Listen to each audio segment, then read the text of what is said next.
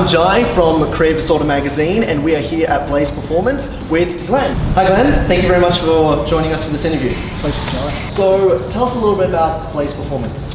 Blaze Performance is a business that predominantly looks after muscle cars and classic and historic racing cars. It started in 2009 through a need for people that wanted to run some of these older spec Group C cars, and we've evolved over time.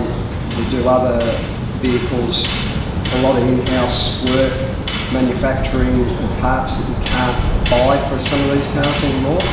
So we cater to the customers' needs and run these cars in various race meetings all around Australia. Awesome. So these cars actually go into races? These cars are historic racing cars from a category called Group C, which ran from 1973 to 1984, with drivers the likes of Peter Brock, Jim Richards, Dick Johnson, Peter Jansen. A lot of the greats started in this era, and that eventually evolved through a series of rule changes and became what is now V8 supercars. So tell us a little bit about what exactly it is you guys do. People or businesses like us try to keep these cars and keep the heritage and keep them going in their livery to preserve that part of Australian motorsport history.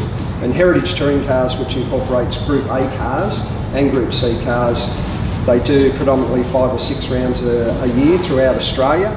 They do some invited motorsport events. There's one in Adelaide, a speed festival over there that they're invited to, and they do like display races. We do have a 5-round series, and we do have a championship. This car, I believe, won the championship in 2014 with the previous owner. The Melbourne Grand Prix, biannually, every second year, these cars are invited, and they actually race door handle to door handle in that event. Well, these cars race in the category, and the category you can't build a replica. So you need the original car that ran back in the day in that race. So these cars have to run to the rules from that era. A lot of the things were built custom back in the day by small teams, and some other manufacturers like Harrop was a big one back in the day. These items you can't buy now, a lot of them, so you've got to remanufacture them or do what's called a component substitution through CAMS Australia. The engines are modified with the rules allowable at the time. So we build the engines, we build the gearboxes and diffs, we do the brakes, the suspension, chassis setup, and we run the cars. And because they are an old car, they are prone to some failures, which is part of running a stock car. And you said that these cars were actually raced, so these are cars that have been racing for years and you can't get them anymore? No, that's correct. The cars have been race cars their whole life. They've never been anything else. So they ran in the Australian Touring Car Championship, and usually with the team, say this car, which was Murray Carter's car, he would have had the model before, which was the XD. So the XD would have been sold off to finance the XE and so forth. So the teams went to the new model. So the cars, I'm not going to say were discarded, but a lot of the times they were just sold off to anybody who wanted to buy a car. Say a privateer wanted to buy it to keep running it, or the cars were run as sports sedans. Some of them were cut up and butchered, used the parts to build other race cars. So having cars that survived now is a lot harder to find. So with these cars being heritage, you don't want to actually damage them, you don't want to destroy them, but they do race door handle to door handle. They do race door handle to door handle, and these two cars had a coming together about 3 meetings ago, where they touched and did a little bit of damage, but that's incidents. Racing incidents do happen. Cars do get crashed because motorsport is an extreme sport in its own right. So you don't go out there particularly wanting to crash your car, and nobody in racing does. That's not why you're there.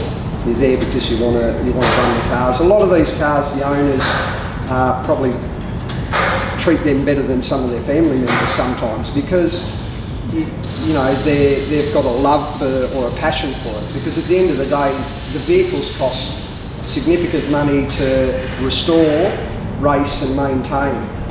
We look after these cars like they're our own, and we want them to come back in one piece, and we want to continue racing them. You were mentioning before that you also do some racing. So what's been some of your experiences with that? Well, my motorsport life started at the age of 16 with Speedway and with various people. I've done offshore powerboats in America, and I've run boats, cars, buggies, off-road in Mexico, sprint cars, tarmac rally. We did about 10 years of tarmac rally throughout Australia. We did probably 12 Targa Tasmanias. So it's been a big part of my life from an early age.